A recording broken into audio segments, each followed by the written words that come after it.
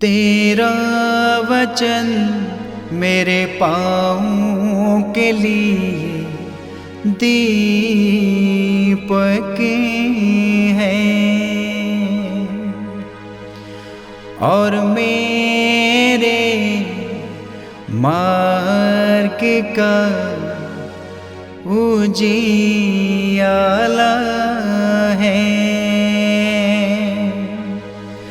तेरा वचन मेरे पाँवों के लिए दीपक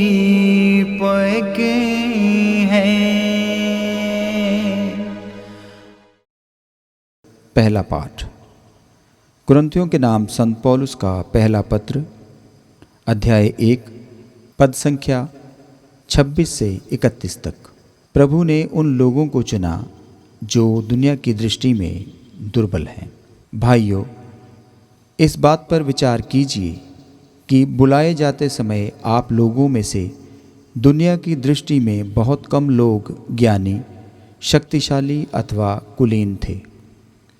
ज्ञानियों को लज्जित करने के लिए ईश्वर ने उन लोगों को चुना जो दुनिया की दृष्टि में मूर्ख हैं। शक्तिशालियों को लज्जित करने के लिए उसने उन लोगों को चुना जो दुनिया की दृष्टि में दुर्बल हैं। गण्यमान्य लोगों का घमंड चूर करने के लिए उसने उन लोगों को चुना जो दुनिया की दृष्टि में तुच्छ और नगण्य हैं, जिससे कोई भी मनुष्य ईश्वर के सामने गर्व न करे। उसी ईश्वर के वरदान से आप लोग यीशु मसीह के अंग बन गए हैं।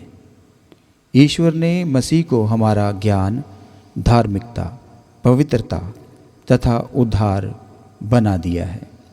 इसलिए जैसा कि धर्म ग्रंथ में लिखा है, यदि कोई गर्व करना चाहे तो वो प्रभु पर गर्व करे। ये प्रभु की वाणी है। ईश्वर को धन्यवाद। भजन अनुवाक्य। धन्य हैं वे लोग जिन्हें प्रभु ने अपनी प्रजा बना लिया है। अनुवाक्य। धन्य हैं वे लोग जिन्हें प्रभु ने अपनी प्रजा बना लिया है। धन्य हैं वे लोग जिन्हें प्रभु ने अपनी प्रजा बना लिया है।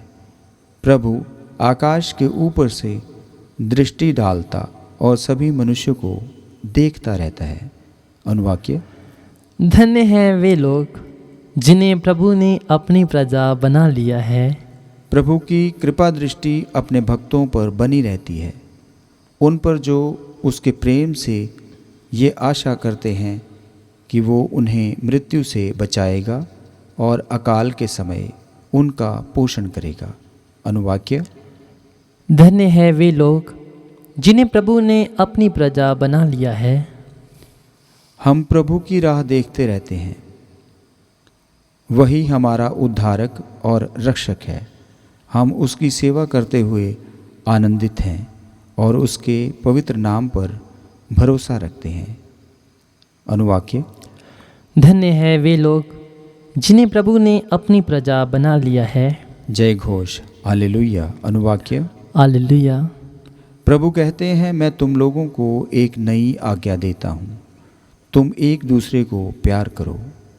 अनुवाक्य। हालेलुया। संत मत्ती के अनुसार पवित्र सुसमाचार, अध्याय 25, पद संख्या 14 से 30। यीशु ने अपने शिष्यों को यह दृष्टांत सुनाया, स्वर्ग का राज्य उस मनुष्य के सदृश है जिसने विदेश जाते समय अपने सेवकों को बुलाया और उन्हें अपनी संपत्ति सौंप दी। उसने प्रत्येक की योग्यता का ध्यान रखकर एक सेवक को 5,000, दूसरे को 2,000 और तीसरे को 1,000 अशर्फियाँ दी।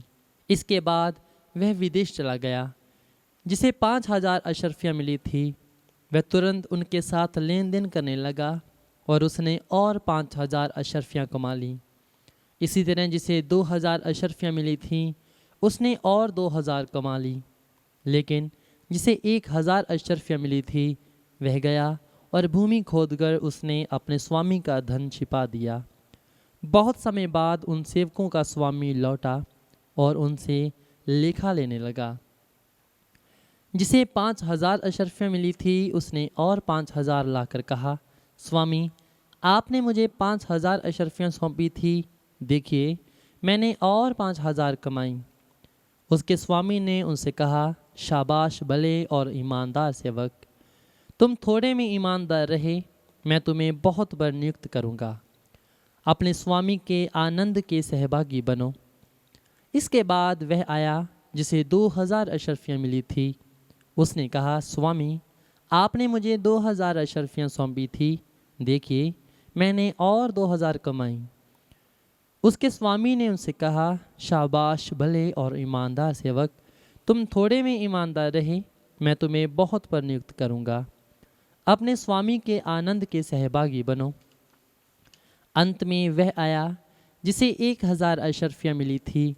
उसने कहा, स्वामी मुझे मालूम था कि आप कठोर हैं, आपने जहाँ नहीं बोया वहाँ लूनते हैं और आपने जहाँ नहीं बिखेरा वहाँ बटोरते हैं।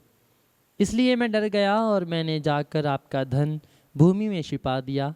देखिए ये आपका है, इसे लौटाता हूँ। स्वामी ने उसे उत्तर दिया, दुष्ट और आलसी सेवक, तुझे मालूम था कि मैंने जहाँ नहीं बोया वहाँ लूनता हूँ और मैंने जहाँ नहीं बिखेरा वहाँ बटोरता हूँ, तो तुझे मेरा धन महाजनों के यहाँ जमा करना चाहिए था, तब मैं लौटने पर उसे सूद के साथ वसूल कर लेता। इसलिए ये 1,000 अशरफियाँ इससे ले लो और जिसके पास 10,000 है उसी को दे दो, क्योंकि जिसके पास कुछ है उसी को और दिया जाएगा और उसके पास बहुत हो जाएगा, लेकिन जिसके पास कुछ नहीं है उससे वह भी ले लिया जाएगा जो उसके पास है। और इस निकम्मे सेवक को बाहर अंधकार में फेंक दो, वहाँ वे लोग रोएंगे और दांत पीसते रहेंगे। ये प्रभु का पवित्र सुसमाचार है। ख्रिस्त की जय।